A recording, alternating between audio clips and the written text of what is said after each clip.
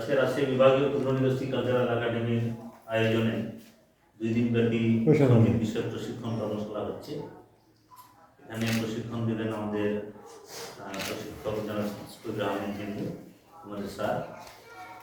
তোমরা এই 2 দিনে ওনার কাছ থেকে যতটুকু পারো তোমরা শিখে নেবা। এই মনটা যেন আমাদের সতেজ থাকে, আমরা যেন মনে গানগুলো ধারণ করতে পারি আর আমাদের জীবনকে গড়ে তুলতে পারি।